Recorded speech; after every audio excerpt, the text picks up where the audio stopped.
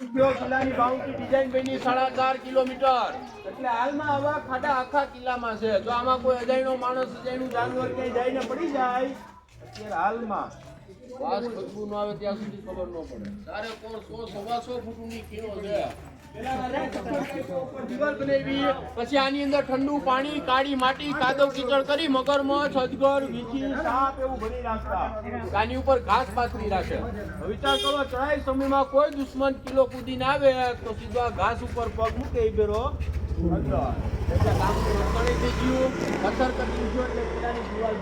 હાલ ગવર્મેન્ટે પૂરીને રસ્તો બનાવ્યો 35 ફૂટ આપણે ખીણની અંદરથી હાલીને આવ્યા.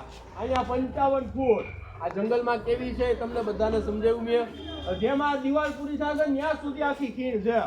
જે જગ્યા જોવાની છે એના નામ દઈ દો. સોમનાથ મંદિર થી પાવાગઢ સુધીનું તમારે જાણવાનું છે. જ્યાં સમજાવું ત્યાં ધ્યાન દઈને સમજજો. બાકી જોવા માટે પથ્થર પાણી ને લાકડા જ છે. સમજવામાં ભૂમિયાની વાણી છે. બધા જગ્યાના નામ દઉં છું યાદ રાખજો. આ પથ્થરની ખાઈ, આગળ લીલા માણેક તોપ, રાણી રાણક દેવી રાખેંગારનો મેલ, ભગવાન બુદ્ધની ગુફા, અડી ચડી વાવ, નવઘણ કુવો, જેને નો જોયો ઈ જીવતો મુઓ. ચાલો